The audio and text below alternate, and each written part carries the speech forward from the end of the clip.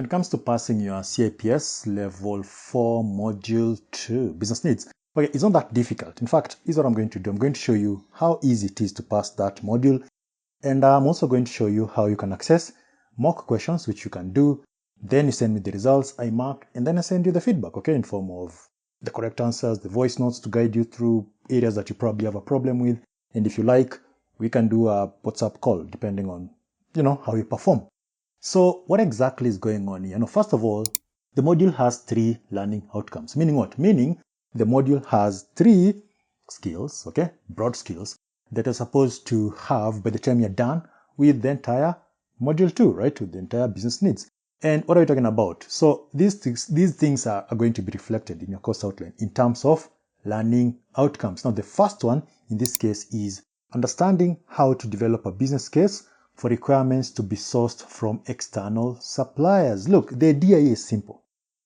You're in procurement. You're going to be buying things, okay? You're the buyer. But then the organization has to spend money, right? So if the organization is going to spend money, then you need to tell them why they need to spend money on that thing. That means you need to develop a business case. You need to develop a case for why that business has to spend money on that thing. And that means things like benefits of that purchase, options they have, what competitors are doing, okay? Now the second thing is understand market management in procurement and supply. That is the second learning outcome, okay? It's not just, we need to buy this thing. It's like, well, where are you going to buy that thing? In a market. What do you know about that market? So you need to understand the market itself. And there are a lot of things under the market which you'll also look at. Now, knowing the business case is one thing, or rather developing one is one thing. Understanding the market is another thing. But those won't mean anything if you can't tell the supplier exactly what it is that you want, which is where learning outcome 3 is coming in this case. Understand the use of specification in procurement and supply. What's the point here? The point here is simple. You need to tell that supplier, like, I want pens, okay? How many pens do you want? When do you want them? Colors, quality, all those things, specifications. Are they conformance? Are they performance? We look at specifications when you get to that learning outcome, okay? When you get to that learning outcome, the third one. So the point here is 3 skills. How do you develop a business case, okay? What exactly do you know about the market that you're dealing with? And how good are you at telling the suppliers what it is that you want them to supply? That's pretty much what Level 4 Module 2 is actually all about. That's pretty much what they want you to know, okay? Now, of course, in knowing these things, okay, those 3 learning outcomes, they are indicative content. Basically, they are assessment criteria, They are assessment criteria in each of the learning outcomes, of which there are 11. So, this particular video, we are looking at the first of the assessment criteria, chapter 1. What exactly do you need to know in chapter 1 so that you can pass exams? By the way, this is a summary video. There's an entire video tutorial which I've linked below. I think it's like 1 hour talking about chapter 1. Also, you can test yourselves, okay? So it's not just, I understand these things. Download the questions, test yourself, do the questions, send me the answers. I'm going to mark, I'll send you the results plus voice notes to explain where you went wrong, if you went wrong. I mean, if you're good, you're good. And if there is a need for you and I to talk, we can call you. We can talk about areas that didn't go as planned. Now, chapter 1. What exactly is the first assessment criteria in learning outcome 1, which wants you to understand how to develop a business case? In this case, the idea is for you to be in a position to analyze, okay, how business needs influence procurement and supply decisions. So as I said, 11 of these things, which means there are going to be 11 of these videos. So if you haven't subscribed, make sure you do. But in this case, the first thing, so there are 3 things in assessment criteria 1. The first thing, you should be in a position to know the type of purchase, such as new purchase, modified rebuy, and straight rebuy. Okay? So what exactly are these? What is a new purchase? What is a straight, rebuy? What is a modified rebuy? Start with the first one. So a new purchase in this case just means that you're buying something for the first time. Okay? So that could be because of reasons such as a new product is added to an organization's offer that uses materials or components not sourced before. There are changes in legislation, which means a public sector department has to offer a new service that requires skills and experience not used in other services that are already offered, or even technology changes and new equipment is needed. So depending on whatever it is that you're dealing with, normally when you're dealing with a new purchase, then it means you're going to have to understand the business requirements, okay? There is writing effective specifications for what is needed, researching the supply market, researching key suppliers in the market, okay? Deciding on key capabilities that supplier must have, writing invitation to tender documentations, managing the tender process, negotiating, even selecting the supplier. So you not only need to be in a position to define the new purchase, you also need to know the process, okay? The factors to consider when you're using one. How do you even go about preparing for one? All of those ones are things that are tested in the mock, which you should be taking by the time you're done with this, or just access it in the details. Now, the second thing is the straight rebuy. Straight rebuy just means something that you already bought, so it's a routine buy, okay? It's an equivalent of saying we need 30 more of these things from the guy who sent us those things, who supplied those things. And straight rebuy, you'll see this sort of type of purchase when you're dealing with things like MRO, so maintenance, repair, and operational items, stationary items such as pens, paper, ink, cartridges, raw materials such as steel and bulk chemical. Look, if you've run out of stationery, and because they are supplied by some guy you already know, some supplier you already know, you're not going to waste your time doing market research, trying to figure out if you can get a new person. Not really. Just go with the person who supplied them before. Meaning what? Meaning, so when it comes to your studies, make sure you know what a straight rebuy is, types of purchase that is good for, that this is good for, factors to take into account when using this kind of purchase, among other things. So the questions in this sort of thing, the questions here could be simple, they could be complicated. They could be as simple as, which of the following scenarios best illustrate a straight rebuy? So is it a company switching to a new supplier for raw materials? Is it a company ordering additional inventory from a new supplier? Is it a company reordering safety equipment from its regular supplier without changes? Okay.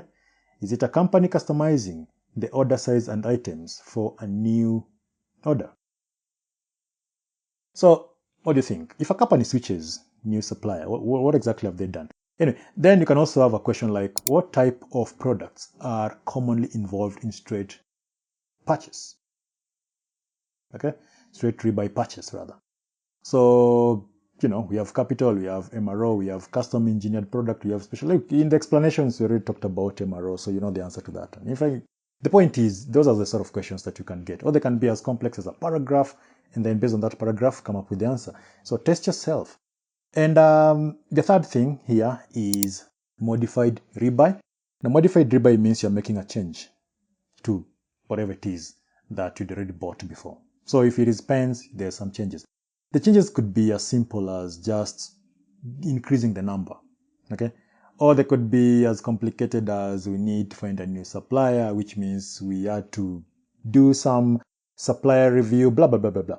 So for example, if a manufacturing company, okay, that has been ordering raw materials like steel sheets from the same supplier for the last 3 years, decides that due to changes in production process, they now need the steel to be of a higher quality with a different coating to improve corrosion resistance. That is an example. So in this case, they are making changes to whatever it is that they're buying. But then the changes can also be to the supplier. You can order the same thing, but from a new supplier. We've modified that contract, which means we've modified the purchase, because if you look at contract 1 and contract 2, there is a change. So the change can be in whatever you're buying, the change can be in the mode of payment, the change can be in, the person who's supplying that thing. All those ones simply point towards modification. So those 3 things are the first things you need to know in chapter 1. Okay, again, as I said, there's an entire video explaining all that stuff in details with practical examples. This is just a summary video guiding you as you revise. So make sure you check that one out. Now, moving on. Implications of business needs in the type of purchase. Now, in this case, you need to understand 2 things. General factors, okay, that affect a business needs. And this could be things like regulatory requirements, assurance that supply will continue, quality, service requirements, cost, innovation. And then we have specific things, okay, specific implications that will be as a result of the type of purchase you're dealing with. For example, in a new purchase, okay, you have to redefine the business need. You have to just go through the entire procurement cycle. But with a straight rebuy, you're going to skip a lot of things because you're just saying, yeah, we're out of those things. How do you know? Because they put up a requisition. That department put up a requisition. And since we already have a list of pre-selected suppliers and we're using this particular supplier, I don't want a new one, so I'm not changing anything. Just put a purchase order saying, yeah, get us those things. Okay? So there is no modification to that purchase. It's just that's the way it is. But then if there is a modification to the purchase, then it depends on the nature of modification. What exactly has changed. That thing that has changed will determine how that entire purchase takes place. If we change a supplier, it means we just can't say, okay, that supplier is bad, let's go with this one. How do you know that that one is good? If we increase the number of things you're buying, then we must have taken into account things like cost, if it is inventory, okay? There is the holding cost, all those things. So the point is, general factors and factors specifically dealing with the type of purchase. From an exam point, again, you can test yourself with the questions. Now, number 3, the role of procurement in developing a business case. Remember I said there are 3 things in chapter 1. So there is a business case itself.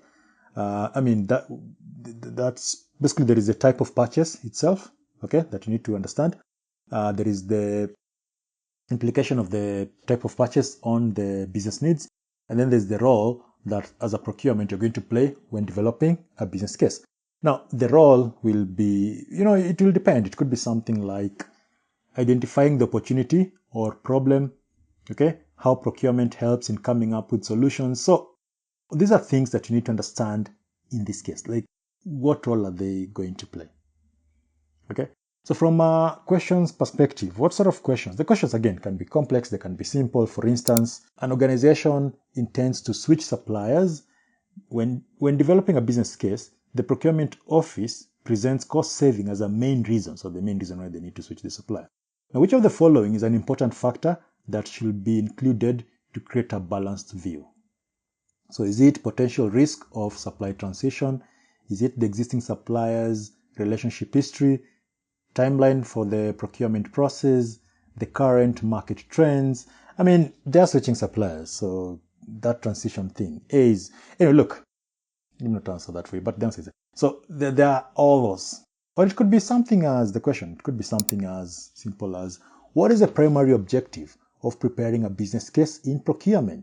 Is it to secure the lowest possible price from suppliers?